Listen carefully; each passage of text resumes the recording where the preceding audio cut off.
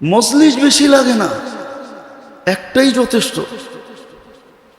যদি শোনার মতো হয়, মজলিসের মতো হয়, আর কথা যদি দিলে গাথে। হ্যাঁ, সত্য এটাই। হাজারো কাহিনী আছে, এক কথায় জীবন চেঞ্জ। আরে জীবিত মানুষের কথা তো দূরের কথা, মৃত্যু মানুষের কথায়।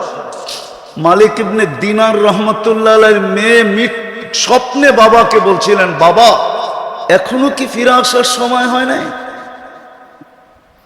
কোরআনের এক আয়াত শোনায়া দিয়েছেন যার অর্থ এখনো কি মুমিনের ফিরে আসার সময় হয় নাই? বাস ঘুমের থেকে উঠতে দেরি, মালিক ইবনে দিনার চেঞ্জ হইতে দেরি হয় নাই।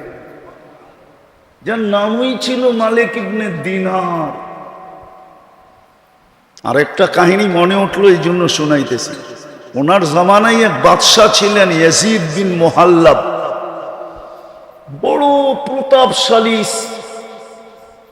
ইসলামের জগতে বড় প্রতাপশালী বাদশাহ ছিল ইয়াজিদ বিন মুহাল্লাব।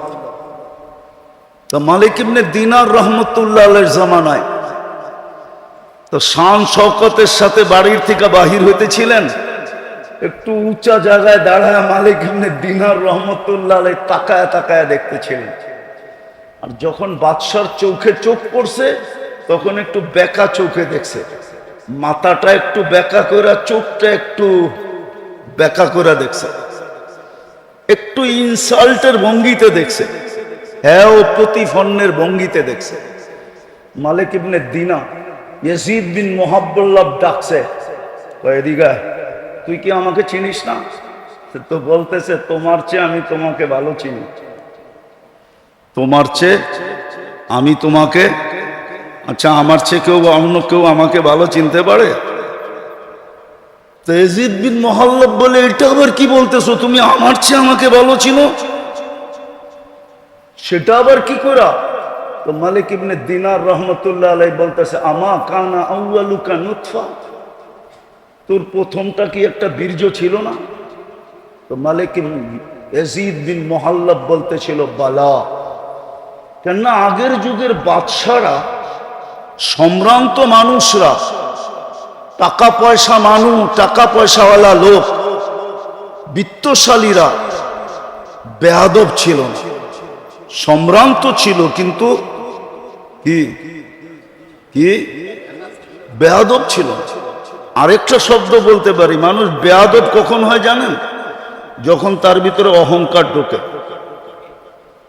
অহংকার ঢুকলেই কি হয়? বেয়াদব হয়, এর আগে বেয়াদব হয় না। বেয়াদব হইতে হলে প্রথম লাগে অহংকার। যখন অহংকার ঢুকা যায় তখনই বেয়াদব হয়, আদব কায়দা বেড়ে যায়। আগের যুগের লোকের অহংকারী ছিল না, প্রতাপশালী ছিল, বেয়াদব ছিল না, অহংকারী ছিল না। তো ইয়াজিদ বিন মুহাল্লাবকে জিজ্ঞাসা করছে, আমা কানা আউয়ালুকা নুতফা, তোর প্রথমটা বীর্য ছিল না? বলছে, বালা, অবশ্যই। বলছে, আখিরুকা জিফা, তুমি মরা গেলে ফুলন্ত ফাটন্ত দুর্গন্ধময় একটা লাশে রূপান্তরিত হবে না? বলছে, বালা, অবশ্যই।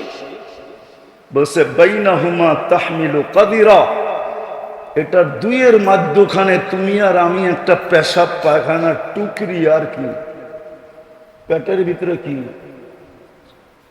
আরে বলেন না, হ্যাঁ, পেশাব পায়খানার একটা টুকরি চিনেন? মনে হয় চিনেন না। এখন তো টুকরি সুকরি দিয়ে বাজার করে না, আগে বাজারে গেলে টুকরি আলারা ফিরতে থাকতো, ঘুরতে থাকতো। এখনো ঘুরে, বাজারে যাই না তো, যুদ্ধর যুগ, এই জন্য দেখি না আর কি। তো বলছে পেশাব পায়খানার টুকরি। তারপরে ইয়াজিদ বিন মুহাল্লাব বলতেছে, আল্লাহি ইয়া শাইখ আরাফতানি হাক্কা, আপনি আমাকে চিনছেন, এই চামচগুলা একটাও আমারে চিনে না, আমার চতুর্দিকে যে চামচগুলা আছে। ইয়াজিদ বিন মুহাল্লাবের জিন্দেগি চেঞ্জ। দিতে দিতে রাত্র পার হয়ে যাবে, হাজারো কাহিনী দেওয়া যায়, ছোট কথায় জীবন চেঞ্জ। তো লম্বা শুনতে হয় না। জীবন যদি চেঞ্জ করতে হয় তাইলে দুটা কথাই জীবন চেঞ্জ হয়ে যায়। এতজনের কথা শুনতে হয় না, এত লম্বা কথার প্রয়োজন হয় না। আজকে তো জীবন চেঞ্জ করার ইচ্ছা আমাদের নাই। জীবন চেঞ্জ করার ইচ্ছা আমাদের নাই। জীবন চেঞ্জ করার ইচ্ছা যদি থাকতো তাহলে এক মজলিসই যথেষ্ট, ভিতরে রং চলে আসতো। আর না হওয়ারও কারণ আছে, না হওয়ারও আমরা সারাদিন দেহ নিয়া বিভোর, দেহটা নিয়ে সারাদিন ভাবি, ঠিক না? সত্য তো? হ্যাঁ, এই মজলিসে একজনও নাই যে ডেলি 1 মিনিট আত্মা নিয়া ভাবে। 1 মিনিট মাত্র। 60 মিনিটে 1 ঘন্টা, 24/60 যতটুক হয়, 24/60 কত মিনিট? অত মিনিটের ভিতরে 1 মিনিট আমরা আত্মা নিয়ে ভাবি না। আমার ভিতরে যে একটা আত্মা আছে ওটা নিয়ে ভাবি না, ওটা নিয়ে কোনো গবেষণাগার নাই। অথচ দেহ নিয়ে গবেষণা আছে। প্রত্যেক দেশে দেহ নিয়ে গবেষণাগার আছে। স্বাস্থ্যের জন্য বিরাট বড় একটা সেক্টরই আছে, স্বাস্থ্য মন্ত্রণালয়। এটার কাজেই মানুষের দেহ নিয়ে ভাবা, দেহের রোগ নিয়ে ভাবা।